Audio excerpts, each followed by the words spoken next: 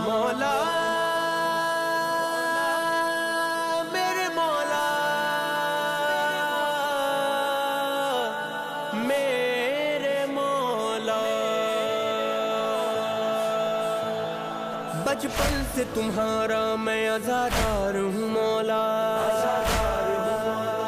گھر گھر میں صدا آپ کا فرش عزا دیکھا، میں اس سے جدا رہ نہیں سکتا، یہ مجلس و ماتم رہے مولا، یہ مجلس و ماتم رہے مولا، یہ دل کی دعا ہے، یہ دل کی دعا ہے۔ اللهم صل على محمد وآل محمد۔ ایک فاتحہ، کچھ مصرع کچھ بند۔ خاتون جنت جناب فاطمہ زہرا علیہ السلام کی خدمت میں پیش کر رہا ہوں، آپ بھی سماعت فرمائیں۔ ایک مصرع ہے خاک کربلا کے حوالے سے۔ صدیوں سے خون گرا تو خاک خاک ہی رہی، صدیوں سے خون گرا تو خاک خاک ہی رہی، خون حسین گرا تو خاک خاک شفا بنی۔ صلوات۔ اللہم صلی علی محمد وآل محمد۔ غم حسین میں روتا ہوں رلاتا ہوں، غم حسین میں روتا ہوں رلاتا ہوں،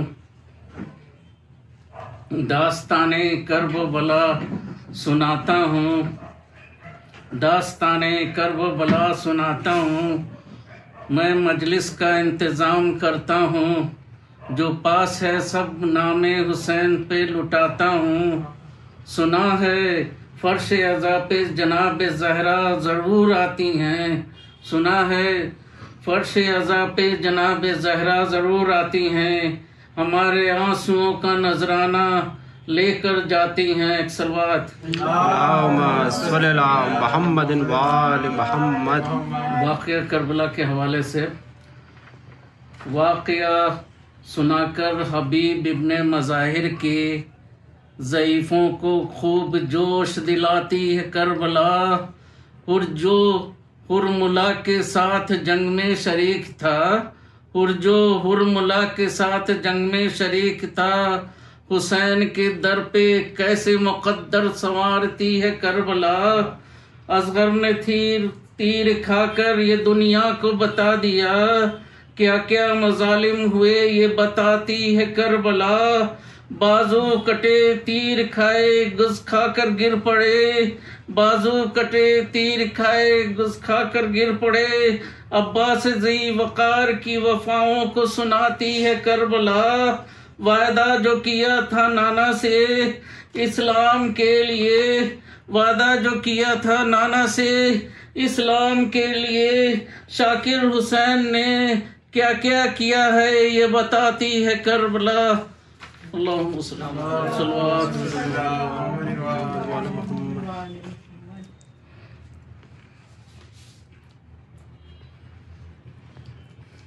میر انیس کے مرثیے کی بس چند بند۔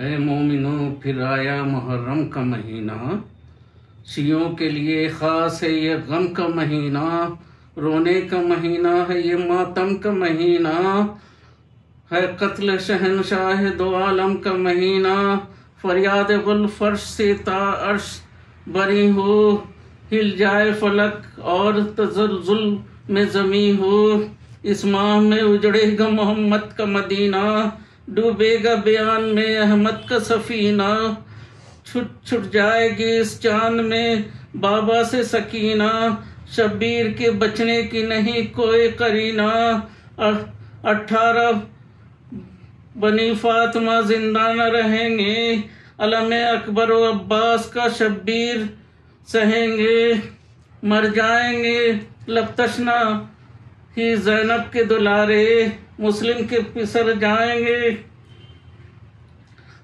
گے میدان میں مارے، ٹھنڈا جو علم ہوئے دریا کے کنارے، سر پیٹیں گے خیموں میں حرم روئیں گے سارے، غم 13ویں ہی سال یہ دکھلائیں گے قاسم، بن بیاہ کے زمانے سے چلے جائیں گے قاسم، کٹ جائیں گے دریا پہ علمدار کے بازو، بند ہو جائیں گے نیزے سے بھی شبیر کے گیسو، تیر جو دے گا ششماہ کی گردن میں ترازو، سو جائیں گے دنیا سے سفر اکبر محروم، تیروں سے سکینہ کبھی مشکیزہ چھدے گا، مدفن میں شہیدوں کا نہ کچھ روز بنے گا،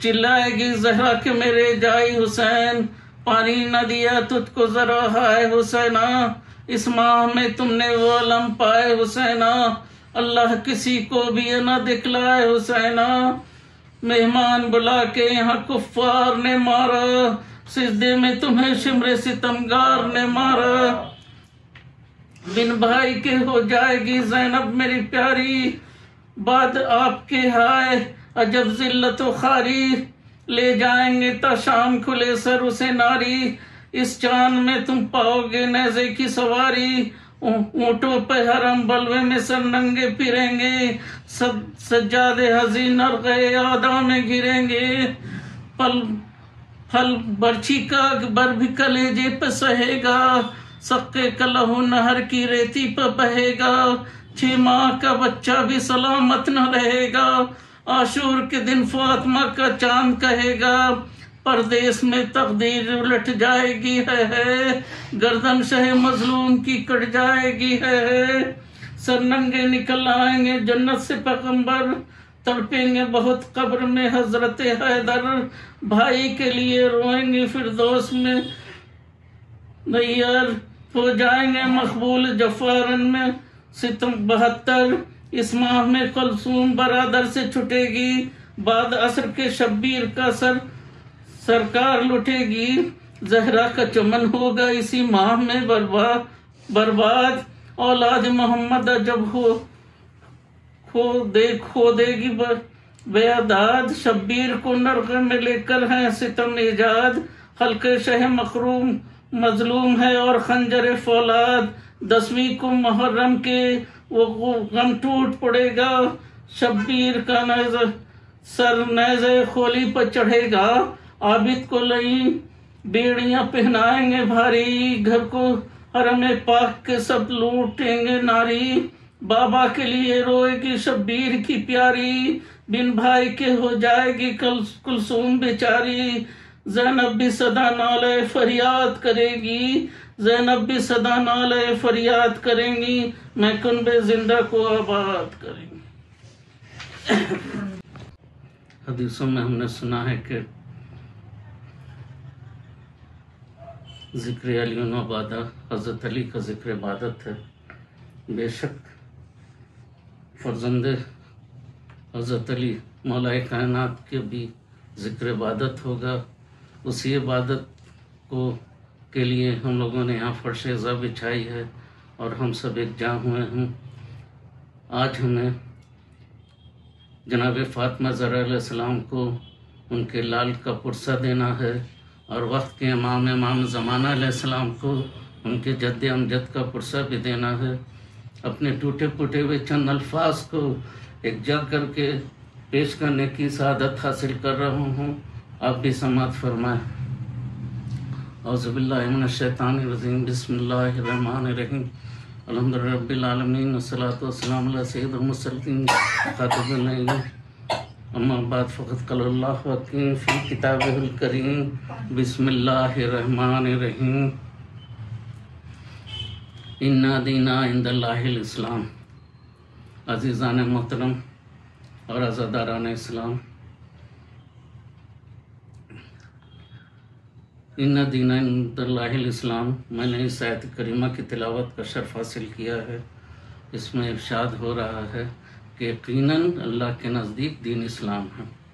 ہم لوگوں نے دین اسلام کو بہت سوچ سمجھ کر کے اسے اپنایا ہے، اور اسلام کو اپنے لیے ذریعہ نجات اور آخرت کا سہارا تسلیم کر کے قبول کیا۔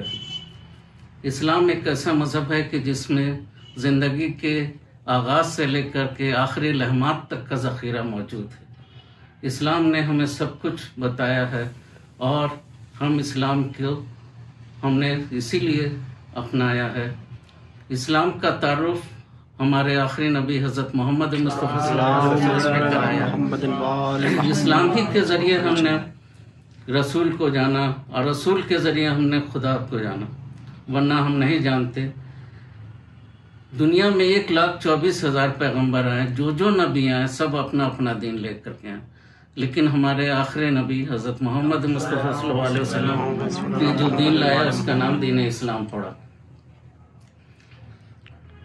خدا نے جب چاہا کہ میں اپنے آپ کو پہچانا جاؤں تو خدا نے اپنے ہی نور سے ایک ٹکڑے کو الگ کیا اور حضرت محمد مصطفیٰ صلی اللہ علیہ وسلم کی ذات گرامی بنائی۔ مگر رسول خدا کا کہنا ہے کہ میں اور علی ایک ہی نور کے 2 ٹکڑے ہیں، تو خدا نے اپنے نور سے ایک ٹکڑا الگ کیا۔ ہمارے رسول کا کہنا ہے، جو حبیب خدا ہے ان کا کہنا ہے، اور ہمارا یہ یقین ہے کہ ہمارا رسول جو بھی کہتا ہے وہ حقانیت کے ساتھ ہے، اس میں سچائی ہے، سب کچھ ہے، ورنہ ہمارا تو دین پر اسلام پر ہی جو ہے نہیں رہے گا۔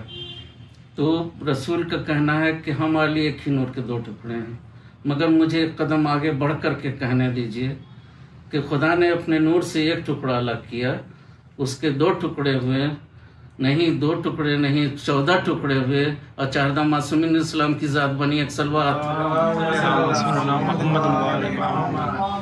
آپ کو ایک چھوٹی سی میں مثال دیتا ہوں کہ گملے میں آپ گلاب کا پھول دیکھ لیتے ہیں تو آپ کو کتنا پسند آتا ہے، اس سے آپ بہت خوش ہو جاتے ہیں، لیکن تصور کیجئے کہ اگر ایک ہی گملے میں 14 رنگ کا پھول کھل جائے تو وہ کیسا ہوگا۔ ایک صلوات پڑھیں۔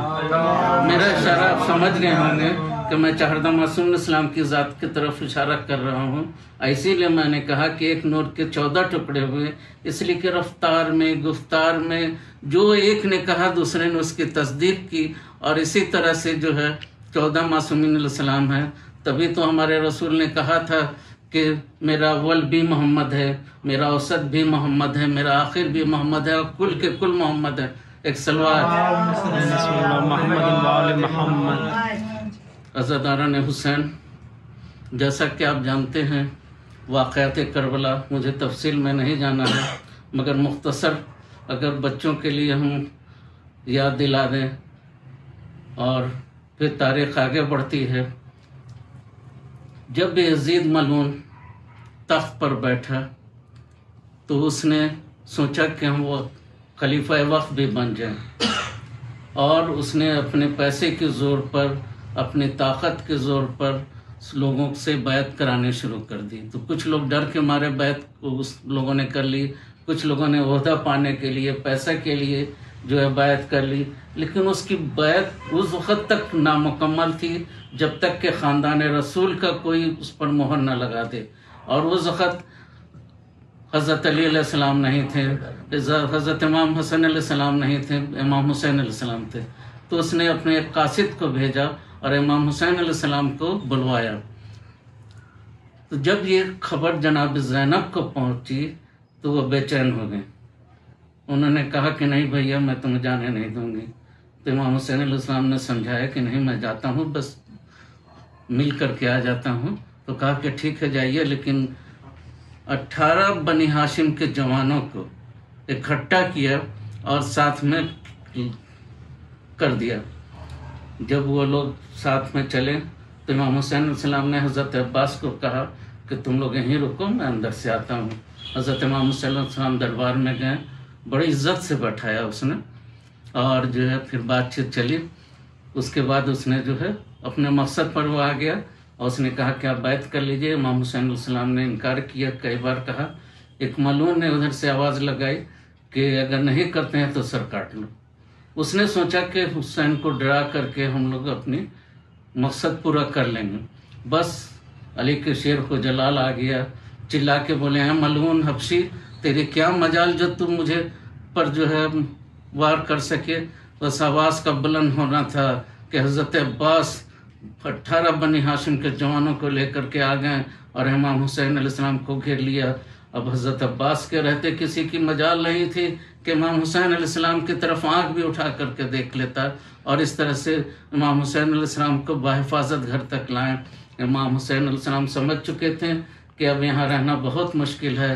سب گھر والوں کو بلایا اور سمجھایا کہ اب یہاں رہنا مشکل ہے، اس لیے سفر کے لیے آمادہ ہو جاؤ.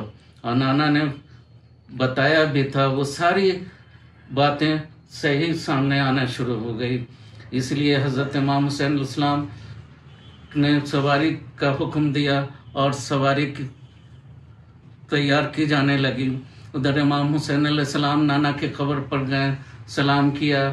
بابا کی قبر پر گئے، وہاں سے الوداع کہا. ماں کے قبر کو سلام کر کر کے پھر آئے. قافلہ تیار ہوا. کیا شان سے قافلہ تیار کیا گیا. عورتوں کے لیے اونٹ پر محملیں سجائی گئیں، جسے ہماری آپ کہتے ہیں، ہماری سجائی گئی. اور باقی لوگ جو گھوڑے پر سوار ہوئے، حضرت عباس آگے آگے تھے اور بنی ہاشم کے کچھ جوان آگے تھے، کچھ پیچھے تھے. اس طرح سے یہ قافلہ چلا ایک انجان سفر کی طرف.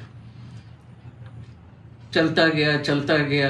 آخر میں راستے میں ایک یزیدی فوج کے ٹکڑے نے روکا، جس کا سردار جو ہے حر تھا.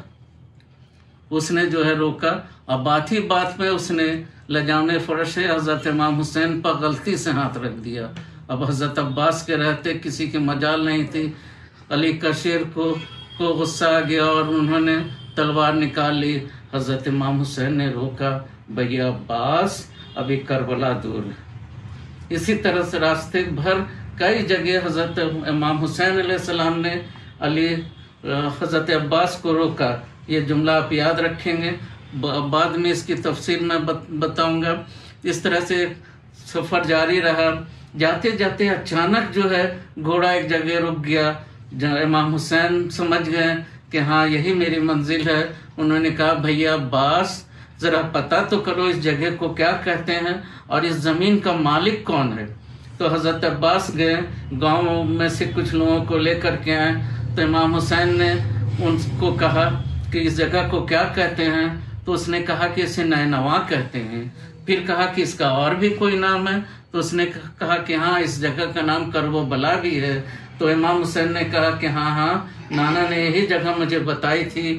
اور اس طرح سے پھر حضرت امام حسین نے کہا کہ میں تمہارے نبی کا نواسا ہوں، میں علی کا لاڈلا ہوں، جناب فاطمہ کا فرزند ہوں، میرا نام حسین ابن علی ہے، میں اس زمین پر بسنا چاہتا ہوں، اس کی قیمت بتاؤ.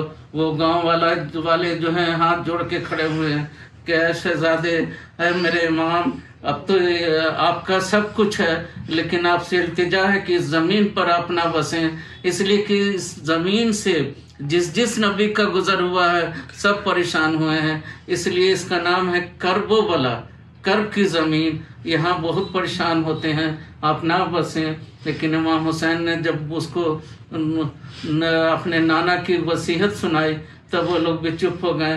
اور امام حسین علیہ السلام نے اس کی قیمت ادا کی اور پھر جو ہے ایک عجب سی فرمائش کی کہ دیکھو میں یہ زمین میں نے خرید لی ہے مگر ہبا کر رہا ہوں تمہیں، اور جب ہم مر جائیں تو ہماری قبروں پر آ کر کے مٹی ڈال دینا.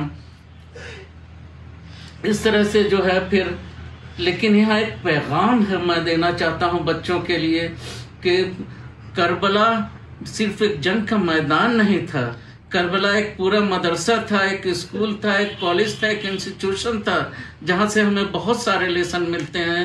میں بچوں کو بتا دوں کہ حضرت امام حسین علیہ السلام اس وقت تک زمین پر قدم انہوں نے نہیں رکھا جب تک کہ اس کی قیمت نہ ادا کر دی. آج کل کے زمانے میں لوگ کیا کرتے ہیں کہ جب مکان بناتے ہیں تو ذرا سا 1 فٹ بڑھا کر کے بنا لیتے ہیں کہ ہمارا مکان بڑا ہو جائے گا، لیکن روزہ، نماز، سارے اعمال اس میں جو ہیں اس کے رائے گاہ چلے جاتے ہیں. تو یہاں سے ہمیں یہ سبق ملتا ہے کہ جو ہے پہلے قیمت ادا کر دی جائے تب اس جگہ کا استعمال کرنا ہے. اس طرح سے تاریخ آگے بڑھتی ہے.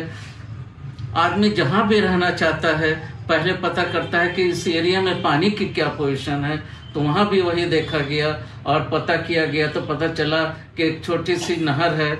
हमारे मेहंदी भाई तो वहाँ से ज़ियारत करके आ चुके हैं, वो हमसे ज़्यादा अच्छे तरह से जानते हैं करबला के मुतालिक। तो वहाँ जब पहुँचे तो नहर के पास जो है पानी का इंतज़ाम देख करके वहीं पर खेमे नस्ब कर दिए गए। हज़रत अब्बास और बनी हाशिम के 14 नौजवानों ने खेमे को नस्ब किया और जो है सब लोग इबादत और रियाजत में लग गए। इस तरह से जो है पानी का इंतज़ाम हो गया। गांव से जो है खाने पीने का इंतज़ाम हो जाता था। मगर वो 7 मुहर्रम की आई और फौजें भी यजीद आना शुरू हो गई। तो किसी भी लड़ाई में ये देखा जाता है कि किस तरह से हम सामने वाले को परेशान करें, एक स्ट्रेटजी बनाई जाती है। तो उन लोगों ने कहा कि सबसे पहले पानी बंद करो, तो नहर फुरात पर उन मलूनों ने कब्जा किया। उसके बाद कहा कि हाँ यहाँ से खेमे हटा लो। अब हज़रत अब्बास के रहते किसी के मजाल ना थी। हज़रत अब्बास ने कहा कि आओ अब हम लोग जंग शुरू करते हैं। जब ये खबर हज़रत इमाम हुसैन को मिली तो आप जनाब ज़ैनब अलैहिस्सलाम के खेमे में गए। कहा कि बहन ज़ैनब, अब तक मैं रास्ते भर अब्बास को रोकता आया था कि जंग नहीं करनी है, करबला चलो, वहाँ तुम जी भर के जंग कर लेना। लेकिन अब करबला आ गए हैं तो अब अब्बास को हम किस इससे रोके, हम नहीं रोक सकते हैं। तो जनाब ज़ैनब ने कहा भैया मैं बुलाती हूँ। जनाब फिजा को भेजा, फिर फिजा मेरे भैया अब्बास को बुला लाओ। हजरत अब्बास ने जब सुना कि शहजादी बुला रही हैं तो उन्होंने नियाम से तलवार निकाली, एक सिर्फ तलवार से लकीर खींच दी जमीन पर और कहा कि किसी की हिम्मत है तो इसको क्रॉस कर जाना मेरे पीछे में, मैं शहजादी की खिदमत से आ रहा हूँ। मगर किसी की हिम्मत न थी कि उस खींची हुई लकीर से के इस तरफ कदम ले आए और आराम से हज़रत अब्बास जनाब ज़ैनब अलैहिस्सलाम के पास आए, हाथों को जोड़ के कहा शहजादी क्या हुक्म है। अरे जनाब हज़रत अब्बास का मैं जिक्र किसी दूसरे मजलिस में इंशाअल्लाह ज़रूर करूँगा। वो जनाब फातिमा की औलाद को अपने से ज़्यादा चाहते थे और हमेशा भैया कभी नहीं कहा या बहन नहीं कहा, शहजादी और आका ही कहते रहते हैं। तो जनाब ज़ैनब अलैहिस्सलाम ने कहा भैया अब्बास, मौला हुसैन का हुक्म है कि अभी जंग न की जाए और खेमे हटा लिए जाएं। हाँ हज़रत अब्बास ने मौला अपने आका का हुक्म सुना, सर को झुका दिया और जो है बाहर आ गए। लेकिन मैं आपको एक बात बता दूं, माहिर नफ्सियात का कहना है कि एक बहादुर के लिए हाथ में तलवार आ जाने के बाद से जंग करना बहुत ही आसान है, मगर नियाम से निकली हुई तलवार को फिर नियाम में रखना बहुत मुश्किल है। और भी खास तौर पर हज़रत अब्बास के बारे में जिसके पैदाइश का मकसद ही करबला में जंग करना था और उसकी निकली हुई तलवार को हुक्म दिया जाता है कि नियाम में रख लो। बड़ी मुश्किल से हज़रत अब्बास ने अपनी ताकतों को समेटा और अपनी तलवार को नियाम में रख ली।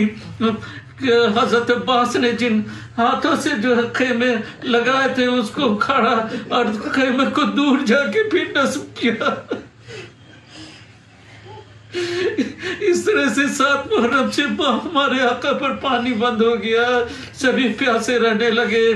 फिर चारों तरफ से करबला को घेर लिया गया।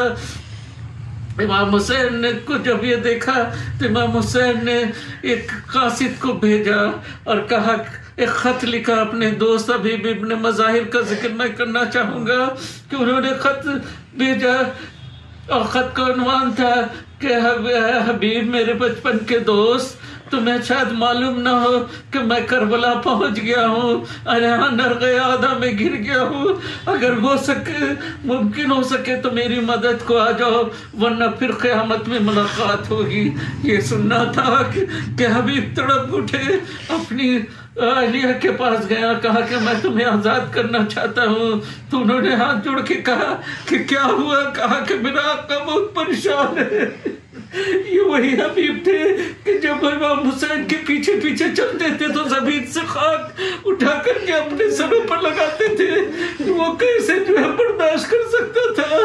وہ حبیب اپنی بیوی کو چھوڑنے کے لیے راضی ہو گیا تو جناب علیہ جناب حبیب نے کہا کہ واہ حبیب آپ نے خوب انصاف کیا، آپ تو جنت کی طرف جا رہے ہیں اور مجھے یہاں چھوڑے جا رہے ہیں. نہیں نہیں، ارے جو حال سیدانیوں کا ہوگا وہی میرا بھی ہوگا. آپ آقا کی خدمت کریں گے، ہم سیدانیوں کا کریں گے. تو اس طرح سے جو ہے پھر جناب حبیب نے اپنے غلام کو کہا کہ شہر کے باہر جو ہے جا کر کے گھوڑے کو لے کر کے انتظار کرو، میں آ رہا ہوں. اور تیاری کی. جب جانے میں وہاں دیر ہوئی، ارے آپ سن نہ سکیں گے کہ جو ہے گھوڑا پریشان ہونے لگا تو وہ حبشی غلام نے کہا کہ اے گسپ وفا تو پریشان نہ ہو،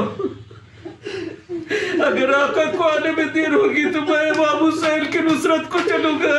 اللہ اللہ، آج حسین پر ایسا وقت آ گیا تھا کہ حبشی غلام بھی اپنی جان نثار کرنے کو تیار تھا. الغرض کے امام حسین جناب حبیب علیہ السلام اپنے عالیہ کے ساتھ آئے، گھوڑے پر سوار ہوئے اور اپنے غلام کو کہا کہ میں تجھے آزاد کرتا ہوں.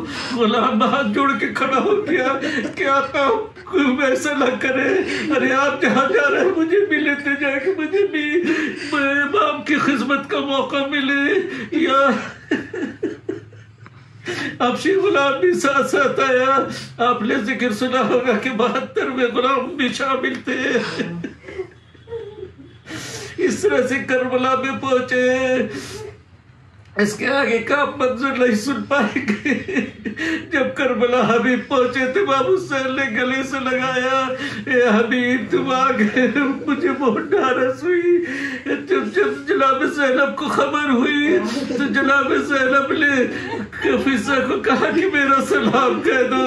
ارے حبیب کے کانوں میں جب یہ آواز آئی تو حبیب نے اپنا بابا پھینک دیا، منہ کو پیٹنے لگے کہ آج ایسی نوبت آ گئی کہ غلام کو شہزادیہ سلام کہہ رہی ہے.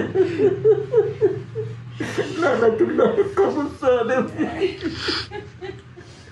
اِنَّا لِلَّهِ وَإِنَّا إِلَيْهِ رَاجِعُونَ.